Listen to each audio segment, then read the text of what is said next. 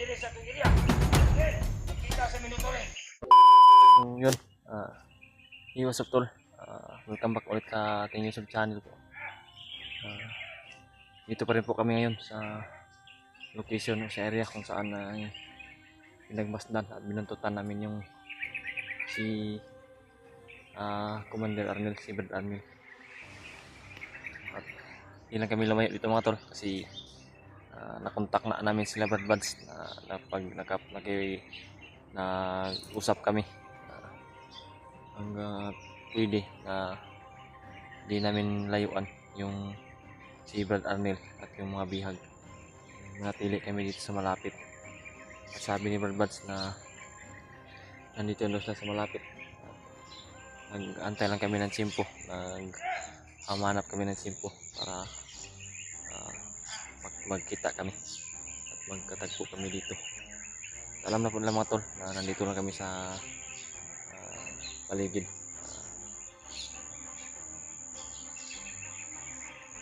Nagmasid. At doon pa rin banda mga tol sa unahan. Nandun sila Brad Arnel na naging isang commander na po. Ito kami nagtago na kami ni Bradley dito. Yan.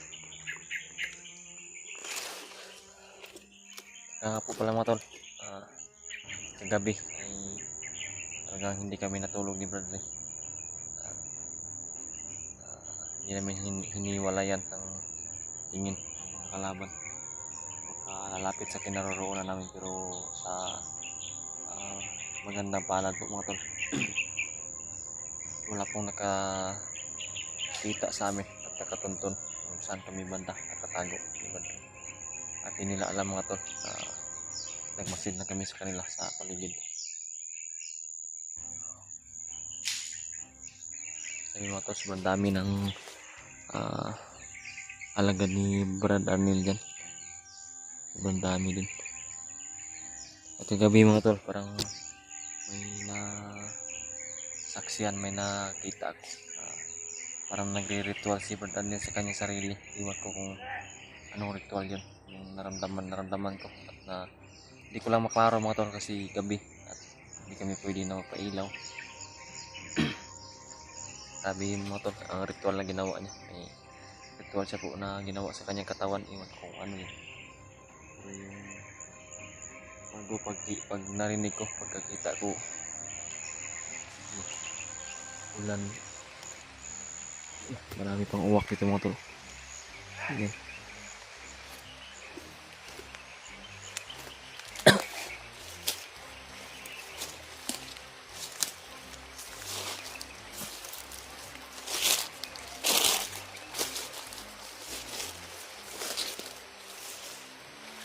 Brad,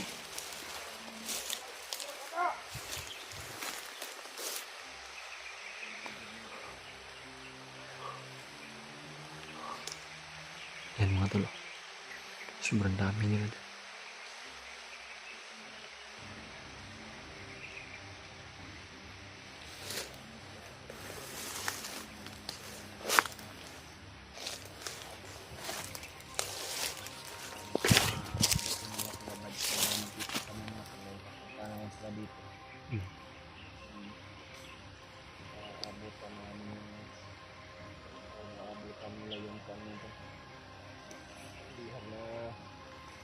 Dalawang bata at nakausap ni Kuya Bad si Arnel na ito, no? Para baka sakali kung pwede na atakihin natin para talagang kailangan namin nahintayin sila Brad Buds mga tol. Yung sabi naman niya sa amin napapunta naman talaga sila dito, nasa malapit na sila pero nagdandahan na sila.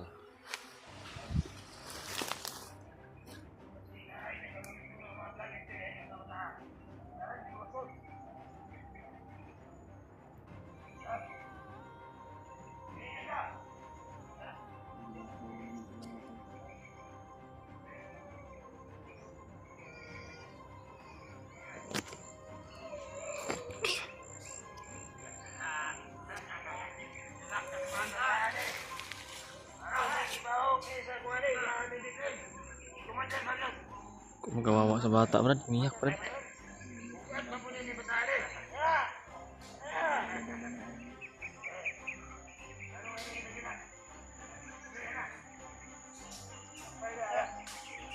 Siya talaga yung karga sa bata, Brad. Grabe si Brad Arnel, talaga bersama na talaga ni Brad Arnel na.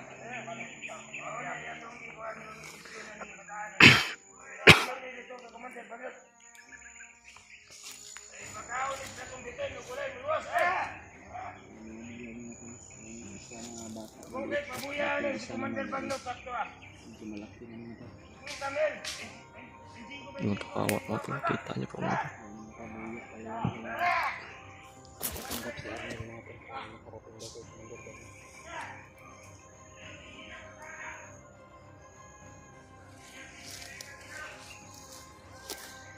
Tintiis na lang. Salamat din po pala kami mga to na iligtas ng Labrador na si Pidot. Nakita namin mga tol sa video nila na pasalamat talaga mga tol na nahuli nila si Brad Pidot. Walang nangyari sa kanila o walang nangyari kay Brad Pidot. Successful yung mission nila mga tol. Ligtas na si Brad Pidot. Sana pag makapagbaba nila tuloy-tuloy po sila makababa na ligtas at walang mangyari sa kanila po.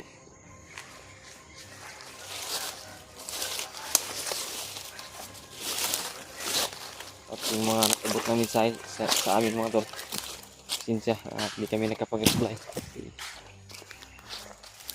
Sobrang lihado kami dito at delikado yung buhay namin. Hindi kami makapag-focus na yung pinofocus namin. Kalaban yung focus namin na to. Hindi nag-focus na sa mga mensahe. Sobrang daming mensahe po mga to. Sana ay bumaba na daw muna kami kasi naligtas na si Brad Pidot. Kailangan namin hintayin si Buds para baka sakali na ano may mangyari. May kasama kami dito. Hindi namin pwede na layuan to. Saan yung magitan ng babataan mo?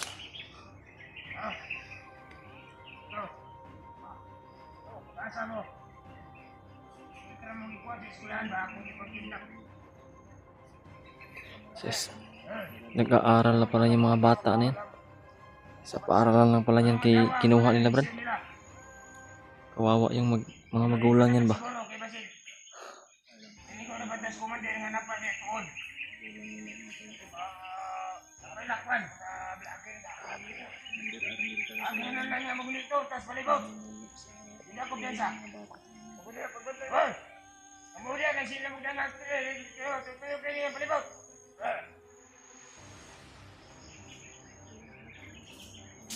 Wala kaluin yung mga pasada, wala yung mga taon ka na eh. Ito yung mga kauban nga nakuha ni Commander Bagnog niya magdatanon. Nakuha ni mga bata ang dala na kwarta. Punta. Ang kanila ni Sisi kami. Yakag na kami sila ang mga brades, hindi ka mga brades na luwa kami. Oro na kong ipangayo, yun ni Commander na ayaw din yung ihatag. Sa pinsa nga brades na magkakuha ng mga tao.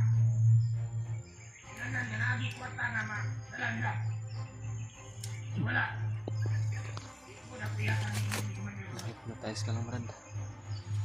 Hindi mo alam lahat ng mga sinasabi. Pinitira pala nila yung mga bata mga. Grabe to si Bagnot kung magamit ng tao. Talagang walang puwang sa mundo to.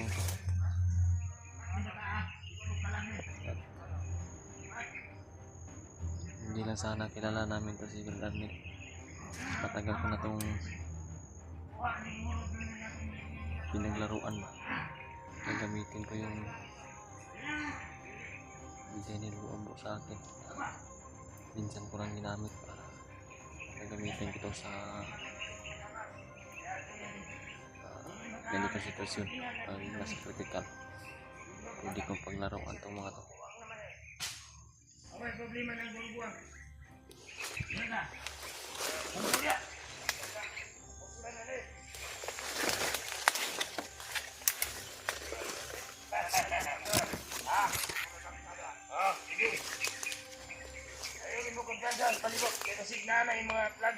monitor dito ah. Kaya ingon si Commander Badlot. Nananaday nakasulod diri sa itong area. Nakita sa monitor eh. Kung sila daw sila ng biyan mo. Ha? Saan mo ka? Bastos di klaseng tao niya ba? Ha? Ayan. Sino niya ba rin? Kilo ka ba? Biyan? Imundak!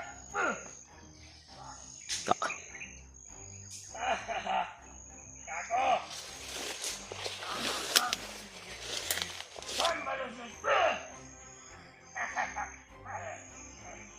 Binuhay na naman.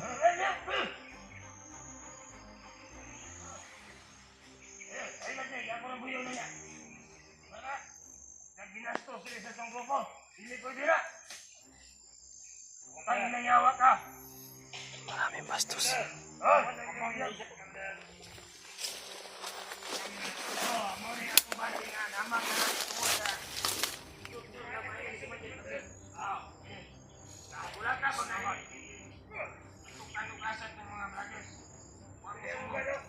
Mga tol, pag basta nyo, yan yung mukha ni Brad Arnel mga tol.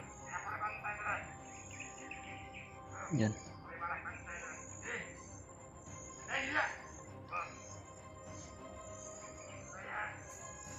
Delikado talaga yung buhay ng mama ni Brad Buds. Yung bahay nila doon baka sa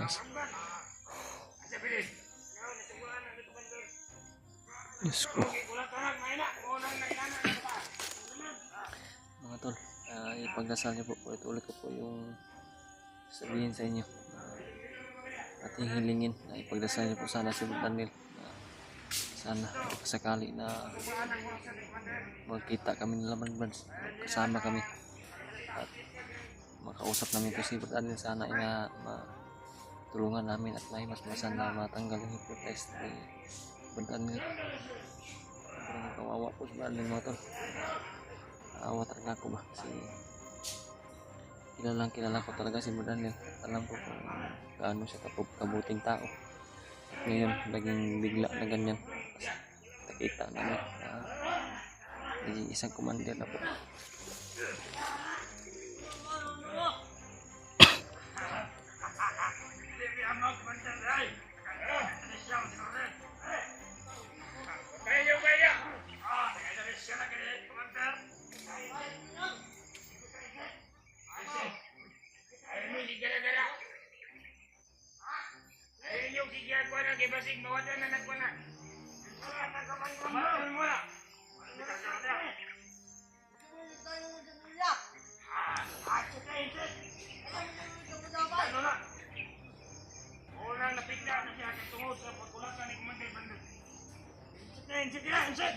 Mga vloggers, huwag man yung sumbong. Ano yung inangin? Kapilapit ko. Lalo na. Hindi na pabisa ko ang banto dyan. Naman magkatak na din kayo kasi. Oo, sige. Sige, kawag niya palibot. Palibot mo.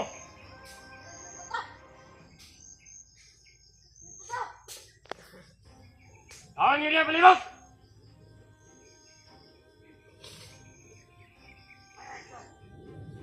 So, nanunas ko ba din? Ha? Nagdugay-dugay pa kita itong mga gipabot. Dapat nabot, ano ba kami?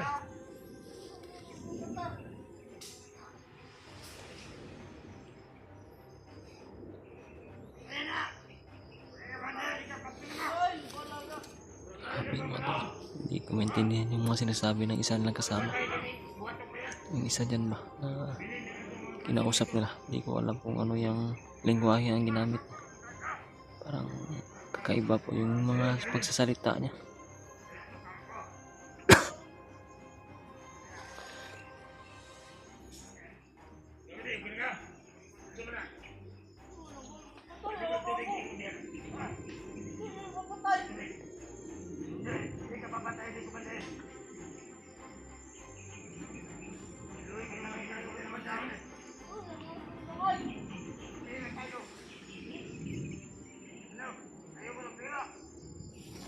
Pakinggan niyo po yung pagsasalita mga tol ng isang tao dyan.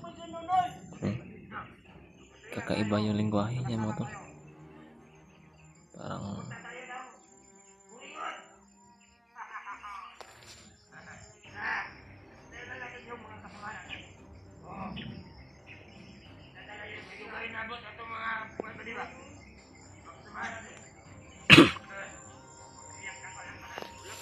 bilis. Eh, mag-alala mga tol. Basta yung sinasabi namin sa inyo. Sila Brad Buds ang inaantay namin para iligtas itong bihag at si Brad Anil. Siya na po yung hinihintay namin, si Brad Buds at si Julius. Mag-abot mo kami dito. Kikilos kami mga tol. Ano yung decision ni Brad Buds, ano yung gagawin, yun susundin namin. Yun lang po yung hinahantay namin mga tol, sila Brad Buds, para magkakilos kami dito at mailigtas namin itong bata at si Brad Anil. Yun mga tol, at huwag niyo po kalang kalimutan mga tol, na ipagdasal niyo po sila po mga tol, bihag at saka si Brad Anil. Gandahan tayo Brad.